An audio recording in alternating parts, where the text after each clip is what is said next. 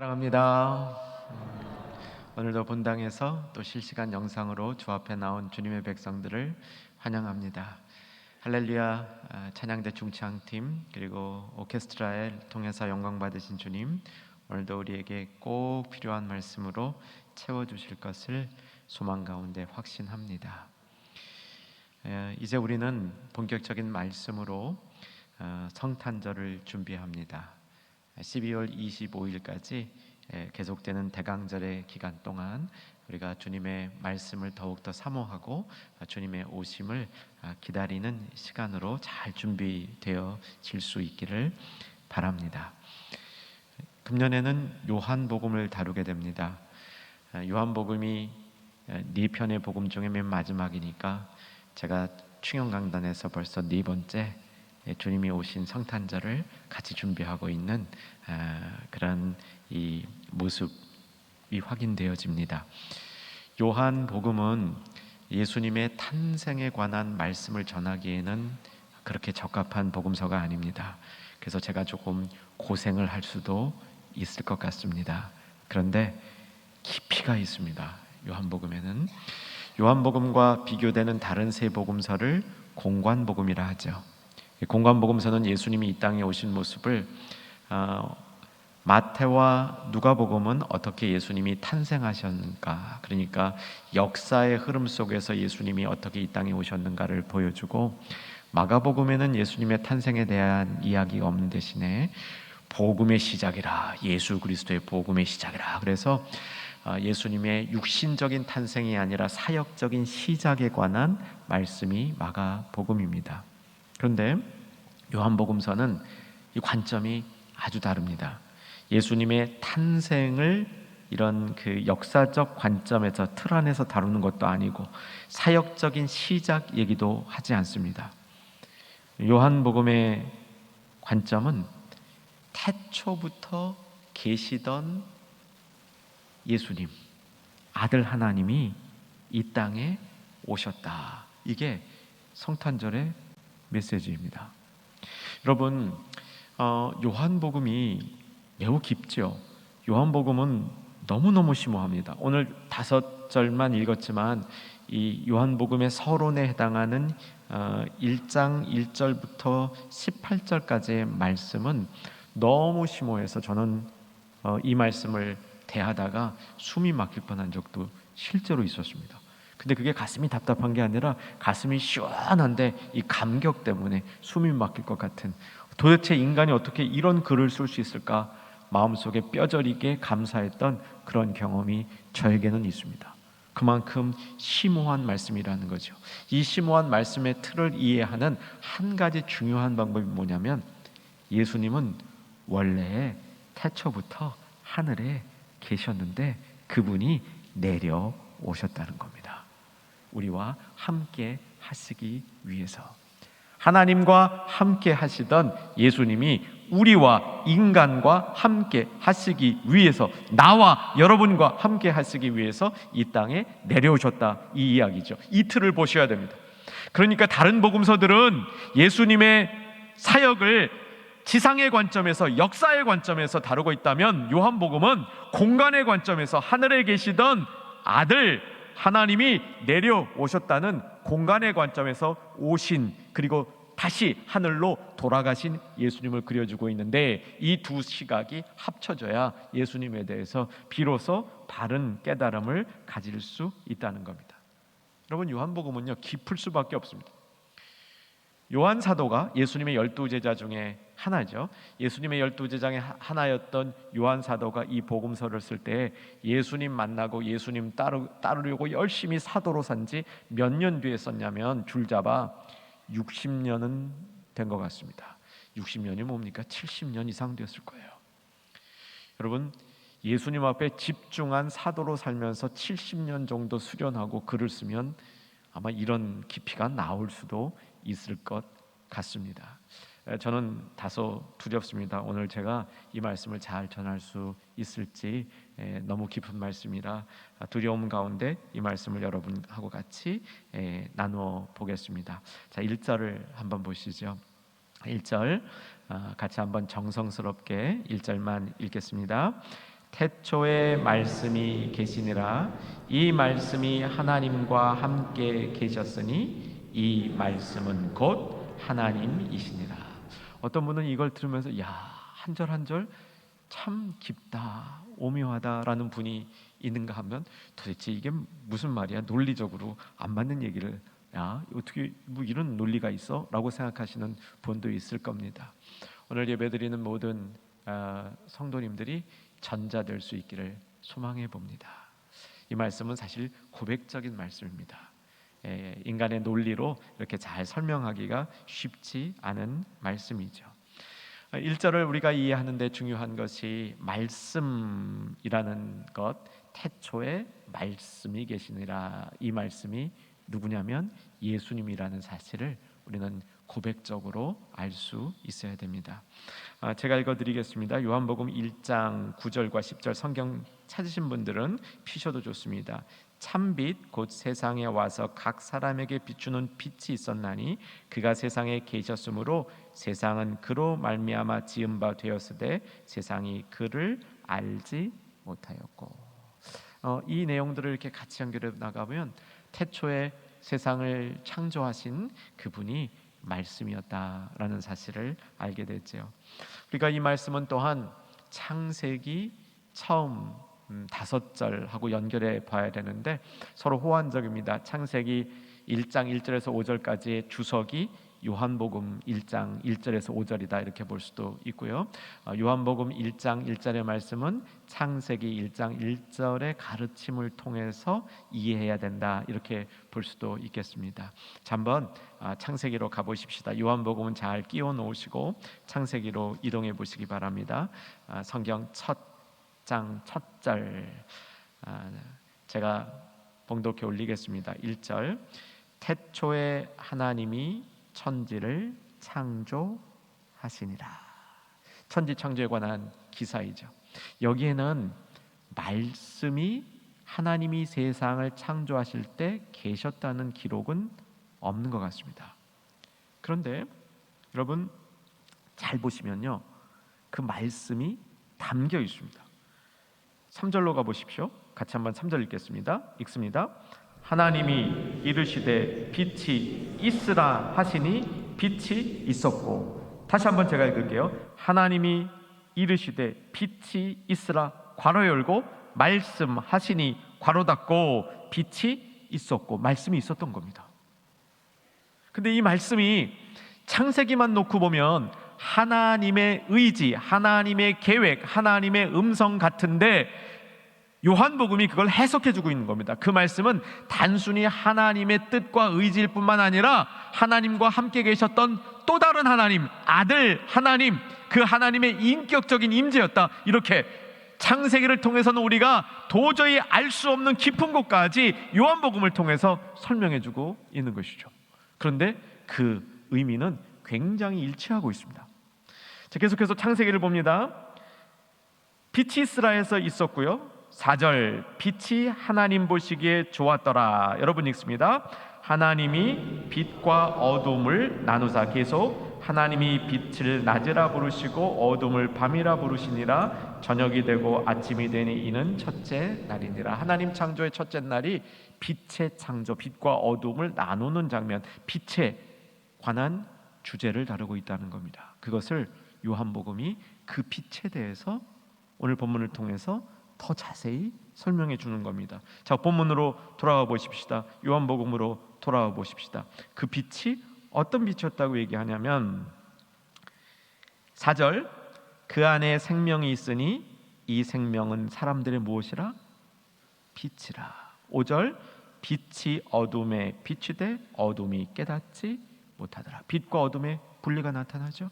그 빛이 바로 말씀 아들 하나님 예수님과 관련되어 있음을 보여주는 겁니다. 창세기에서는 말씀으로 빛과 어둠을 나눴는데 요한복음에서는 그것을 설명하면서 그 어둠과 빛이 나누어질 때 그 빛의 본질이 무엇인지를 더 설명해 주고 있는 겁니다. 아직 본문이 어려운 분들이 다수 계실 겁니다. 그래도 우리의 신앙 고백으로 이 본문을 보게 되면 정말 오묘하다 라는 생각이 드시는 분 많으실 줄로 압니다. 여러분 후자에 속하실 수 있기를 주 안에서 소망합니다. 자, 이제 2절로 이동해 보시면 2절과 3절이 같이 묶여져 있습니다. 2절과 3절 요한복음입니다. 2절과 3절 말씀 또 한번 읽겠습니다. 그가 태초에 하나님과 함께 계셨고 만물이 그로 말미암아 지은 바 되었으니 지은 것이 하나도 그가 없이는 된 것이 없느니라. 이제 예수님을 소개하고 있는 거잖아요. 예수님을 어떻게 소개하고 있냐면 하나님이 처음에 세상을 창조하실 때, 시간의 시작이 되었을 때, 그때부터 예수님이 함께 계셨다는 겁니다. 그리고 어디에 계셨습니까? 예수님이 하늘에 계셨다는 겁니다. 아버지가 있는 그 자리에 함께 계셨다고 얘기하는 거죠. 2절과 3절을 통해서 우리가 알아야 될 중요한 요지는 창조의 주된 역할도 아들 예수님이 아버지 하나님과 함께 하셨다, 이 사실입니다. 여러분 이 사실 받아들이실 수 있으시죠? 아들 예수님이 창조 때부터, 처음 창조 때부터 아버지와 함께 계셨다는 겁니다. 이것이 주는 매우 중요한 성경적인 담겨진 의미가 있는데 조금 이것도 어렵습니다. 여러분 이 어려운 지식도 알았으면 좋겠는데, 창조 때 계셨던 예수님은 망가진 인간을 구속하시는 일에도 중심이다. 이 신학적인 큰 원리를 가르쳐주기 위한 교훈입니다. 여러분 성경을 보는 눈이 좀 넓어지기를 주 안에서 소망하는데, 어떻게 넓어져야 하냐면 창조를 보면서 하나님이 우리를 왜 구원하시는가, 어떻게 구원하시는가, 구원의 원리를 볼 수 있어야 됩니다. 예수님을 통해서 구원하시지 않습니까? 예수님을 통해서 구원하는 이 원리가 갑자기 생긴 것이 아니라 하나님이 세상을 창조하실 때부터 예수님을 통해서 구원하시겠다는 하나님의 의지가 나타나 있다는 사실을 배우게 된다는 겁니다. 여러분 그렇게 되면요, 또 뭐가 눈에 보이는 줄 아세요? 마지막에 세상을 심판하실 때, 마지막에 세상을 총정리하실 때, 다시 세상을 아름답게 바꾸실 때, 그때에도 중심이 누구시라고요? 예수님이라는 거예요. 예수님은 창조의 중심이시고 우리 구원의 중심이시고 종말의 중심이 되신다. 이렇게 성경을 볼 수 있는 눈이 생길 수 있다는 것입니다.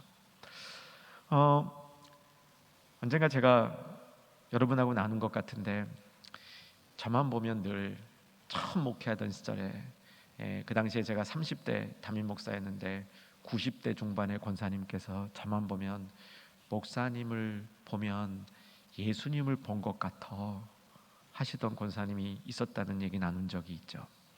근데 이 권사님이 이렇게 기도하시는 신앙세계를 보면 특징이 있었습니다. 어떤 특징이 있었냐면 에덴 동산을 사모해요. 에덴 동산을. 여러분 이게 깊이 있는 신앙의 하나의 모습이 될 수 있습니다. 우리가 사실은 지금 이 땅에 살잖아요. 우리가 사모하는 것은 어디냐면 천국이죠. 우리가 앞으로 다가갈 천국이지 않습니까? 새하늘과 새 땅.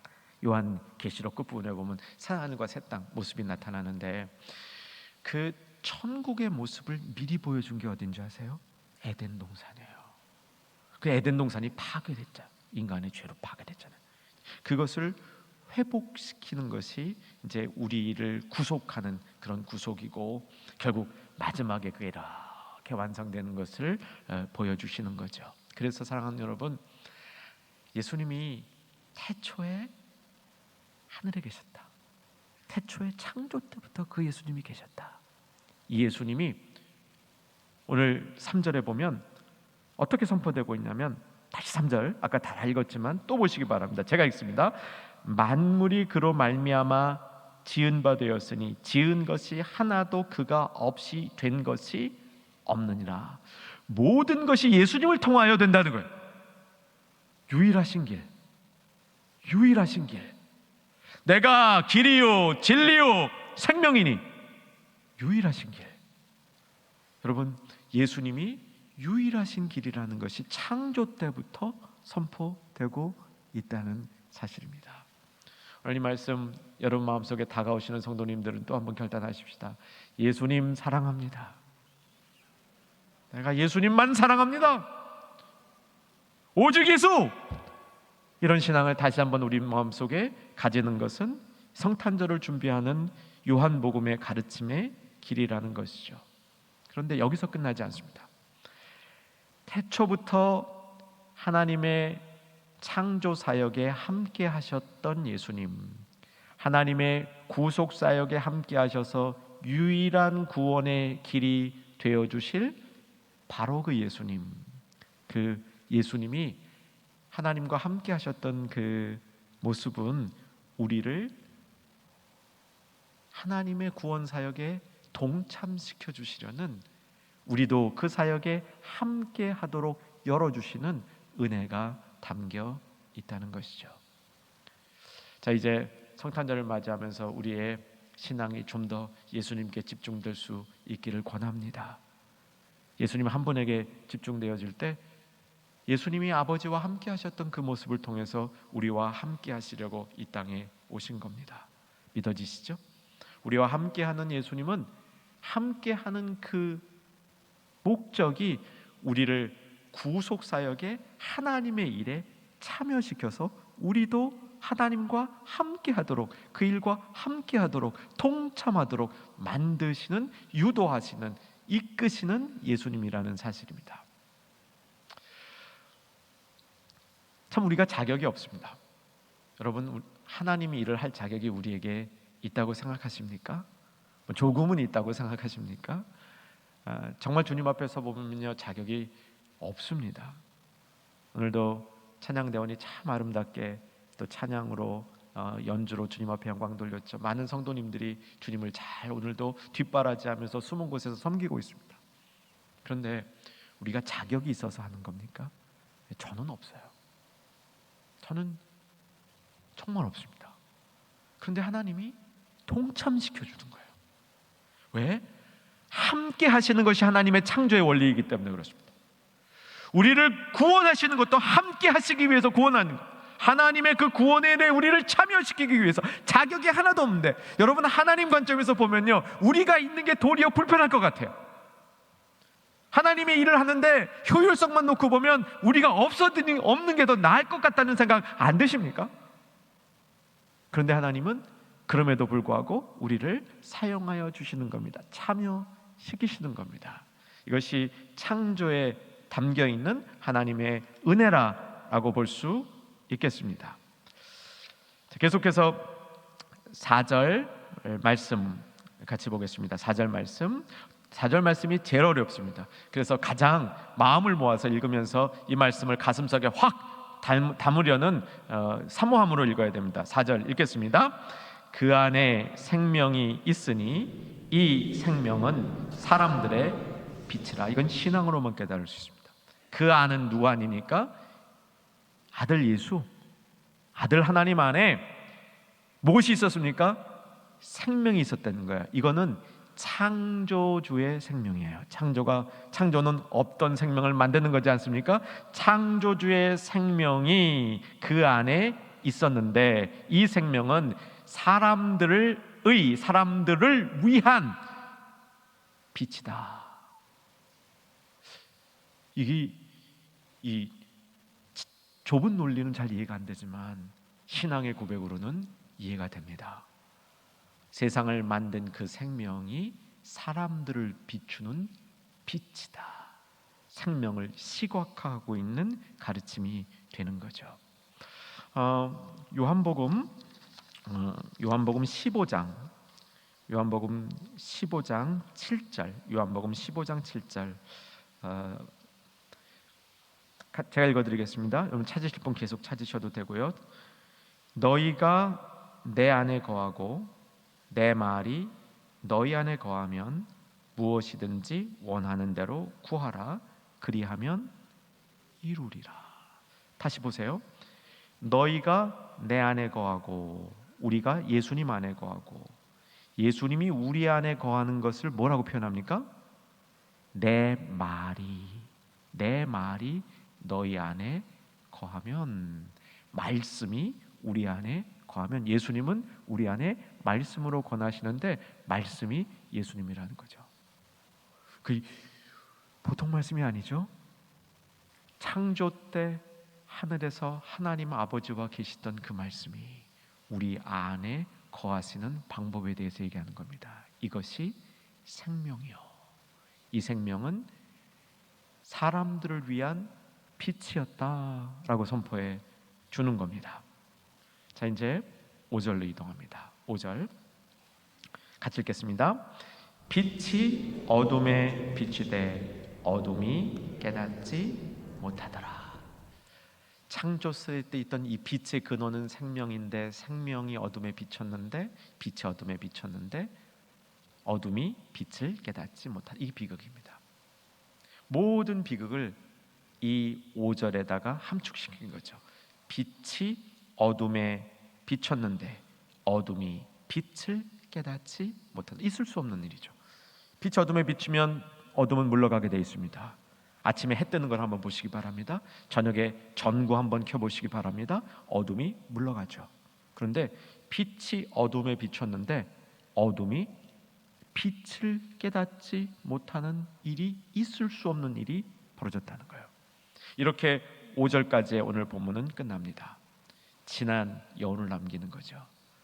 빛이 어둠에 비추어져야만 한다. 빛이 어둠을 몰아내야만 한다. 우리에게 도전과 숙제를 주는 겁니다. 여러분, 이번 성탄을 준비하면서 특별히 오늘 말씀을 통해서 우리 안에 있는 어둠이 생명의 빛으로 물러가는 역사 일어나기를 주의 이름으로 축원합니다. 근심의 어둠이 있을 수 있습니다.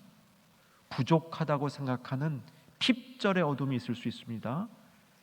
다른 사람과 불화하는 어둠이 있을 수 있습니다. 특별히 우리 사회에 요즘에 만연하고 있는 분노라는 어둠이 있을 수 있습니다. 여러 가지 일로 피로한 피로감이라는 어둠이 있을 수 있습니다.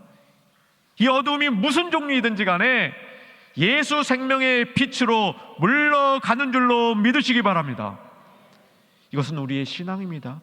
이 신앙을 통해서 생명의 빛이 어두운 우리 삶을 몰아내고 다시 생명으로 채울 수 있는 복음의 힘이 우리에게 있고, 우리에게 이러한 믿음이 있기 때문에 이런 믿음을 간직하면서 예수님의 오심을 준비하는 기간이 되어야 한다는 것이죠.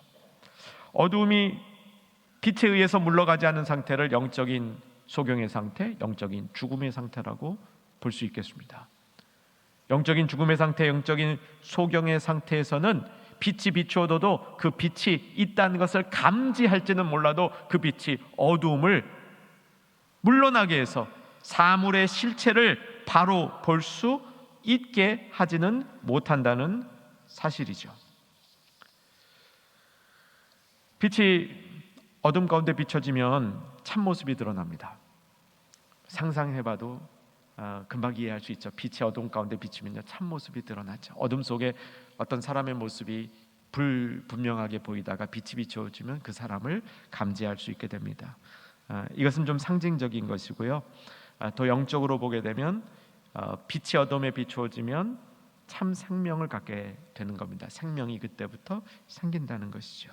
우리가 이 가르침을 마음속에 잘 담아두어야만 합니다.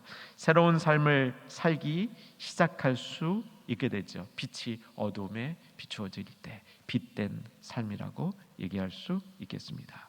또 빛을 전하고 빛을 진저 바라는 그런 삶을 살 수 있게 됩니다. 이 시대에 참 스타 아이돌이 이제 스타의 대명사처럼 되었죠. 참 이 사회적인 영향력이 굉장히 큰 것 같습니다. 아이돌. 그 전 시대 때는 스타 뭐 이렇게 표현했는데 요즘은 이제 아이돌 이렇게 어휘가 바뀐 것 같아요. 이 성경에서 진정한 스타가 누굽니까? 예수님이시겠죠? 그런데 성경에서 말하는 스타는 진짜 별이에요. 생명의 빛이 사람들이 만든 인기의 빛이 아니라 생명의 빛이 그 사람 가운데 비추어져서 그 사람의 어두움이 물러가지고 그 생명의 빛이 그의 삶을 통해서 반사되어져서 나오는 사람이 스타입니다. 빌립보서 2장 15절에 보면 그 말씀이 기록되어 있습니다. 우리 한번 같이 보겠습니다. 빌립보서 2장 15절 같이 읽겠습니다. 자막 있습니다. 시작. 이는 너희가 흠이 없고 순전하여 어그러지고 거스리는 세대 가운데서 하나님의 흠 없는 자녀로 세상에서 그들 가운데 빛들로 나타내며, 하나님의 자녀들이 빛들로 나타나야 한다는 겁니다. 이 빛은 진짜 빛이에요. 참 생명의 빛이기 때문에 그렇습니다. 여러분이 혹 안 믿으실 수도 있겠지만 저는 말씀을 전하다 보면요, 어떤 분들이 빛을 바라는 분들을 감지할 수 있을 때가 있습니다. 예배 드리는데 빛이 나는 분들이 있어요. 외모 때문에 빛이 나는 게 아닙니다. 영혼의 하나님의 아름다운 빛을 간직하고 있기 때문에 그것이 다른 사람에게 빛된 모습으로 나타나게 되는 것, 이것이 성경이 보여주고 있는 참빛, 참생명의 역사라는 사실입니다. 어두움의 빛이 비추어질 때 어떤 역사가 일어날까요? 제가 이민 목회를 하던 시절에 어떤 이제 타교에 가서 집회를 하는 중에 한 성도 집에서 초청을 받아서 거기서 이제 방문을 한 적이 있었는데, 그때 그 집 벽에 걸려 있었던 그림입니다. 이건 이제 진짜 그림이 아니고 유명한 그림을 이렇게 복제해서 붙여놓은 그림입니다. 그 그림 잠깐 보여드리겠습니다. 제가 이 그림이 너무 좋아가지고 이 그림을 이렇게 뚜렷하게 봤어요. 여러분 보시기에도 괜찮죠? 누구 그림인지는 아시겠습니까? 야곱이 천사와 씨름하는 장면이에요. 그림이 참 이렇게 제 눈에 너무 들어서 열심히 봤더니 그 성도님이 그러시더라고요. 목사님 마음에 드세요? 그래서 제가 주책이지, 그때 아니라고 그래야 되는데 네 그랬어요. 그랬더니 기념으로 가져가세요 그러시더라고요. 그 다음에 또 주책이지, 네 그리고 가져와야 되는데 아니요 또 그랬어요. 저 그림은 이제 그 델라크로아라는 유명한 화가가 그린 그림인데 박물관에 있지 않고 실제로 교회 벽면에 걸려 있는 그림입니다. 야곱이 천사와 씨름하는 장면인데 아주 그 역동력이 있죠. 여러분 잘 아는 대로 야곱이 저 씨름 중에 어떤 일이 생겼습니까? 뼈가 부러지죠. 그 뼈가 환도뼈라고 부르고 둔부라고 부르는 소켓본, 그러니까 아주 근육 덩어리가 굉장히 큰 부분이죠. 천사가 이 야곱은 죽기 살기로 달려들고 있는데 천사는 좀 여유롭습니다. 그 천사가 어떻게 하고 있냐면 야곱의 왼쪽 다리를 이렇게 끌어올리고 있죠. 아마 그러면서 친 것 같아요. 자, 그림 내려주시고요. 이 배경 조금 한 번만 더 설명드릴게요. 야곱이 고향을 떠났죠.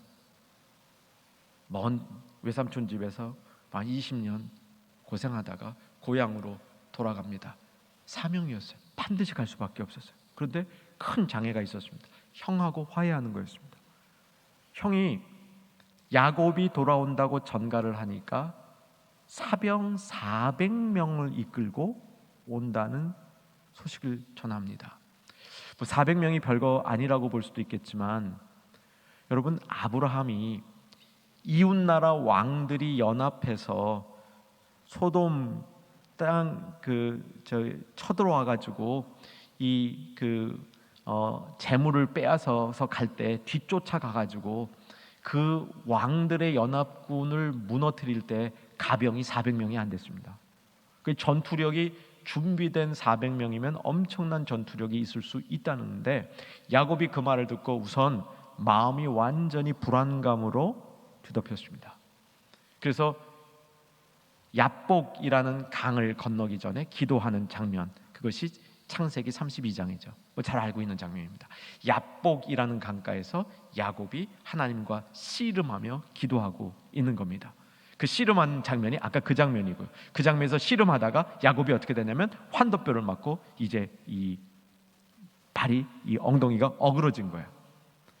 자, 한번 그 장면의 하이라이트가 되는 창세기 32장 31절을 보겠는데 자막으로 봅니다. 창세기 32장 31절. 자, 같이 한번 집중해서 읽습니다. 시작. 그가 분이엘을 지날 때 해가 돋았고 그의 허벅다리로 말미암아 절었더라. 저는 이때 야곱의 얼굴에 그의 삶에 비추어진 이 빛이 생명의 빛이라고 믿습니다. 빛이 어둠에 비추더니, 빛이 어두웠던 야곱의 삶에 비추더니, 빛이 밤새 씨름하던 야곱의 그 문제 위에 비추더니 해결이 되는 거예요. 생명의 빛이 비추어지고 있는 겁니다. 그런데 그 생명의 빛이 야곱에게 쫙 비추어지는데, 근데 야곱의 다리는 절었더라.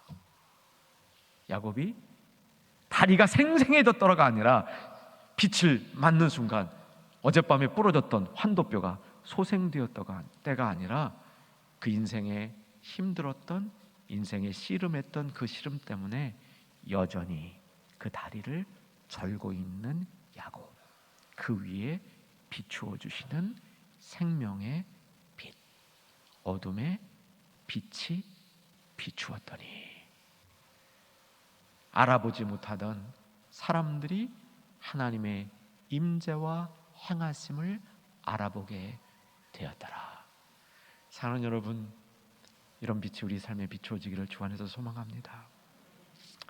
우리 인생 가운데 야곱의 환도뼈처럼 수많은 인생의 씨름에서 다치고 어그러진 상처가 있을 수 있습니다. 그 상처를 끼어안고 여전히 절름발이가 된 야곱, 그러나 그 위에 뭐가 비쳤더라? 생명의 빛이 비추어지는 하나님의 역사입니다.